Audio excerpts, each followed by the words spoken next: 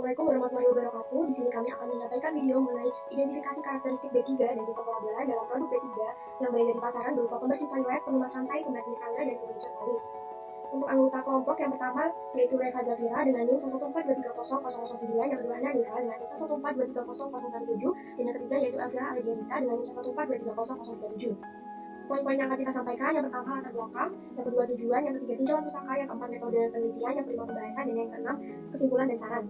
Untuk latar belakang sendiri, bahan berbahaya dan beracun atau B3 adalah bahan yang karena sifat, konsentrasi, atau jumlahnya dapat mencemari lingkungan dan membahayakan kesehatan. Berdasarkan PP nomor 74 tahun 2001, B3 memiliki 15 sifat. Yang pertama, mudah meledak, pengoksidasi, mudah menyala, beracun, korosif, iritasi, bahaya lingkungan, karsinogenik, teratogenik, dan mutagenik. PP ini juga mengatur pengelolaan B3 secara terpadu melalui registrasi, pengemasan, pelabelan simbol bahaya, penyimpanan aman, angkutan, SDS, serta K3 untuk pekerja dan masyarakat agar mencegah pencemaran dan dukungan pembangunan yang berkelanjutan. BHS berperan standarisasi klasifikasi, SDS, dan pelabelan kimia agar pekerja maupun konsumen paham akan resiko. Berdasarkan studi dari PT Petrokimia, listrik mencapai 66% cukup karena SDS yang dimiliki belum lengkap. Produk rumah tangga seperti pembersih kamar mandi yang bersifat korosif, furniture polish yang flammable dan iritasi, dan semprotan serangga yang mengandung pestisida yang bersifat toksik. Karena bahan-bahan ini mengandung B3, sehingga analisis pelabelan ini cukup krusial untuk melindungi konsumen dan lingkungan. Selanjutnya, ada tujuan pada laporan ini yang pertama untuk mengidentifikasi bahan B3 pembersih toilet, pelumas lantai, pembasmi serangga, dan penyejuk polis yang ada di pasaran. Lalu mengidentifikasi karakteristik B3 yang ada dalam produk tersebut. Lalu mengidentifikasi kesesuaian pelabelan dan ketentuan dalam pelabelan bahan B3. Lalu menganalisis K3 dan B3 yang ada dalam produk. Lalu tinjauan pustaka yang digunakan seputar pada B3, 3 kategori limbah B3, safety data sheets atau MSDS, atau globally harmonized system. Pada penelitian ini, metode yang digunakan bertujuan untuk mengidentifikasi karakteristik B3 serta sistem pelabelan pada produk B3. Pada penelitian ini menggunakan 3 pendekatan utama. Yang pertama, observasi dan pengambilan data produk. Pada tahap ini dilakukan pengamatan langsung terhadap produk B3 untuk melihat karakteristik serta label yang digunakan. Lalu yang kedua, kajian pustaka. Metode ini dilakukan dengan mempelajari berbagai sumber seperti jurnal, buku, maupun regulasi terkait B3 yang berguna untuk memperkuat dasar teori penelitian. Lalu yang ketiga, analisis kualitatif. Data yang sudah diperoleh kemudian dianalisis secara deskriptif untuk memahami kesesuaian antara karakteristik produk B3 dengan sistem pelabelan yang berlaku. Dengan ketiga metode ini diharapkan hasil penelitian dapat memberikan gambaran yang jelas mengenai identifikasi dan pelabelan B3. Lalu masuk pada bagian inti. Di sini saya akan memaparkan produk-produk apa saja yang termasuk dalam kriteria B3 berdasarkan karakteristik dan regulasi yang berlaku. Untuk produk pertama, saya akan meninjau produk Fixal, yang dimana produk Fixal ini sendiri merupakan suatu produk yang digunakan sebagai pembersih porselen. Berdasarkan kandungan kimianya, Fixal itu memiliki senyawa aktif asam klorida atau HCl dengan konsentrasi sebesar 12%. Yang dimana tingginya konsentrasi asam klorida ini menyebabkan produk ini dikarakteristikan sebagai produk korosif dengan derajat keasaman di bawah 2. Lalu apabila kita lihat pada kemasan produk sudah tercantum piktogram GHS05 atau korosif. Namun apabila kita bandingkan antara safety data sheet atau SDS dengan label yang terdapat pada produk, ditemukan adanya ketidaksesuaian pada kata sinyal. Yang pada label produk itu tertulis perhatian, sedangkan menurut standar tingkat bahaya korosivitasnya seharusnya menggunakan kata sinyal bahaya atau danger. Nah, selain itu produk ini juga memiliki resiko saluran pernafasan, sehingga dalam aplikasinya wajib menggunakan alat pelindung diri ataupun APD berupa sarung tangan, serta memastikan ventilasi udara yang memadai. Untuk tambahan sedikit, ini saya kebetulan ada produknya, produk Fixal. Nah, apabila kita tinjau dan kita analisis pada label di produknya, di sini sudah tertulis jelas. Nanti saya akan bikin fotonya di sini buat lebih jelas ya. Di sini udah ada keterangan produksinya, produksi dari perusahaan apa. Lalu di sini juga sudah dijelaskan untuk cara pakainya juga, dan juga di sini ada GHS-nya juga. GHS yang berupa korosif sudah dijelaskan. Cuman beberapa juga masih belum sesuai dengan safety data sheets-nya seperti itu. Lalu untuk produk selanjutnya itu merupakan Mega Cool Chain Loop, yang dimana ini itu merupakan produk yang digunakan sebagai pelumas rantai.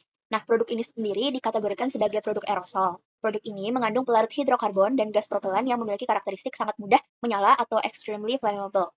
Secara visual, pada kemasannya udah dilengkapi dengan piktogram GHS02 atau flame. Berdasarkan evaluasinya, terdapat potensi bahaya fisik berupa ledakan apabila si kaleng aerosolnya ini terpapar panas di atas 50 derajat Celcius atau terkena percikan api terbuka. Serupa dengan temuan pada produk sebelumnya, terdapat perbedaan pada kata sinyal antara label fisik dengan dokumen SDS-nya, yang dimana dokumen teknis mensyaratkan kata sinyal bahaya untuk memitigasi risiko kebakaran secara lebih tegas. Oke, baik. Selanjutnya untuk produk Mega Pulse Chain Loop yang digunakan sebagai pelumas rantai juga sudah tertera jelas ya di sini. Yang dimana di situ sudah tertera jelas mengenai si GHS, lalu ada tanda peringatan, lalu ada juga perusahaan yang memproduksinya. Ya, jadi dari botolnya sendiri juga sudah ada ya mengenai keterangannya gitu, seperti itu. Baik, untuk produk yang selanjutnya berupa Baygon pembasmi serangga, di mana Baygon ini merupakan produk insektisida aerosol yang memiliki sifat mudah meledak dan terbakar. Untuk bahan-bahan aktifnya sendiri, seperti yang tertulis pada kemasan berupa sifetrin sebesar 0,1%, imitrotrin sebesar 0,031%, dan proletrin sebesar 0,03%, serta sisanya berupa bahan tambahan. Untuk bahan-bahan yang sudah tertera ini memang bahan-bahan yang umum untuk digunakan pada produk pembasmi serangga. Kemudian, untuk produk ini jika terpapar oleh manusia dapat menyebabkan sesak nafas, mual, pusing, kejang perut, dan jika terpapar secara langsung bisa menyebabkan iritasi. Baik, untuk pelabelan di sini sudah cukup bagus, mulai dari identitas produk, nama produk, fungsinya sudah tercantum dengan baik. Kemudian bahan-bahan yang terkandung juga sudah tercantum seperti yang sudah saya sampaikan sebelumnya. Kemudian identitas dari produsen sudah tercantum juga dari PT Janssen, diproduksi di Jakarta. Kemudian nomor pendaftaran juga sudah ada dan nomor layanan pelanggan juga sudah dicantumkan. Kemudian untuk piktogram sendiri dapat dilihat di sini ada logo-logo seperti mudah terbakar, kemudian cuci tangan setelah terpapar oleh produk ini. Kemudian ini tuh bahan yang ada di produk ini bersifat toksik bagi ekosistem laut, ekosistem perairan. Kemudian yang ini simpan di ruangan atau tempat yang aman dan jauhkan dari jangkauan anak-anak, serta ada label juga produk ini non CFC dan dapat dibuang di tempat sampah limbah B3. Untuk piktogram tadi sudah bagus, tetapi terdapat kekurangannya berupa logo-logo yang dicantumkan ini tidak sesuai dengan standar GHS, sehingga sebaiknya piktogram yang ada ini diperbaiki agar sesuai dengan standar yang sudah ditentukan. Kemudian di produk ini kata sinyal juga sudah dimunculkan seperti bahaya, dan di sini perhatian, dituliskan perhatian, itu sudah sesuai dengan standar. Kemudian terdapat beberapa pernyataan bahaya seperti produk ini dapat menyebabkan iritasi dan alergi kulit, serta bahan mudah meledak bertekanan tinggi. Sudah baik, tetapi terdapat kekurangannya, yaitu tidak dicantumkan juga kode-kode sesuai dengan standar GHS seperti H317 untuk bahan yang dapat mengiritasi kulit dan H299 untuk bahan produk yang isi tekanan tinggi. Baiknya selain kata-kata kalimat juga disampaikan juga kode-kode. Kemudian untuk pernyataan kehati-hatian sudah dicantumkan juga seperti jauhkan dari jangkauan anak-anak, simpan pada tempat yang aman, kemudian jauhkan dari hewan peliharaan sudah ada dicantumkan. Nah, kekurangannya sama seperti dari pernyataan bahaya tadi, sebaiknya pernyataan kehati-hatian ini juga didampingi dengan kode-kode seperti P12 dan PP lainnya. Kemudian di sini juga sudah cukup lengkap, ada petunjuk penggunaan aman, terus pertolongan pertama bila terkena kulit, tertelan maupun masuk ke dalam pernafasan sehingga sulit nafas sudah disampaikan pada kemasan produk ini. Kemudian untuk dari K3 dari produk Baygon pembasmi serangga, yang pertama yaitu menggunakan APD, kita dapat memakai masker, kacamata maupun sarung tangan agar kita tidak terpapar secara langsung oleh produk dan produk itu tidak masuk terhirup ke dalam tubuh kita. Kemudian yang kedua, kita dapat mengikuti prosedur penggunaan secara aman, mulai dari mengosongkan ruangan sebelum kita menyemprotkan, kemudian menyemprotkan dengan jarak yang cukup jauh dari wajah dan minimal 1 meter dari dinding maupun barang-barang kita. Kemudian setelah menyemprotkan, kita bisa menutup ruangan selama 15-20 menit, kemudian kita mengatur ulang ventilasi agar sirkulasi udaranya bertukar dengan baik. Untuk keamanan selanjutnya yaitu dengan penyimpanan, di mana kita dapat menyimpan pada suhu di bawah 50 derajat Celcius dan jauhkan dari paparan panas, sinar matahari, dan api agar bahan ini tidak meledak. Kemudian pertolongan pertama yang dapat kita lakukan jika kita terhirup, yang pertama kita dapat memindahkan ke area dengan udara yang lebih segar sehingga pernafasan agar menjadi lebih baik. Kemudian jika kita terpapar kulit ataupun mata oleh produk ini, kita dapat membilasnya selama 15 menit pada air mengalir yang bersih. Kemudian jika tidak membaik, kita bisa membawanya ke unit kesehatan. Kemudian jika kita tertelan, kita bisa minum air putih sebanyak-banyaknya. Kemudian kita jangan dimuntahkan, karena kalau produk ini dimuntahkan nanti akan dapat masuk ke sistem pernafasan. Kemudian kalau segera dibawa ke UGD. Untuk cara pembuangannya sendiri agar aman, kita tidak boleh menusuk ataupun membakar produk ini karena nanti dapat berpotensi untuk meledak. Tapi kita bisa membuang produk ini pada tempat sampah B3 yang sudah ada. Oke, di sini saya akan menjelaskan mengenai produk B3 yang beredar di pasaran. Nah, produk yang akan saya paparkan yaitu adalah ini merupakan produk perawatan furniture baik untuk furniture kayu maupun non kayu. Nah, produk ini dia berisi dalam kemasan kaleng lalu dilakukan dengan disemprot, di mana produk ini dalam bentuk aerosol yang berisikan gas propelan bertekanan tinggi. Nah, komposisinya ini terdiri dari beberapa bahan-bahan aktif, di mana yang sifatnya itu mudah terhirup dan juga mudah sekali menyala jika dikepungkan api. Nah, produk ini juga memiliki pelabelan untuk produk B3-nya, di mana untuk identitasnya ini juga terdapat baik dari identitas produk, bahan aktifnya, juga nama perusahaannya. Lalu setelah itu juga ada logo bahaya yang dimana logo ini piktogram ini menunjukkan bahwa produk furniture polish ini dia mudah sekali menyala ketika di dekat hal-hal yang dapat memicunya. Jadi pelabelannya dia sudah sesuai. Nah, lalu juga terdapat peringatan ini, lalu juga terdapat pernyataan bahaya, juga pernyataan kehati-hatian.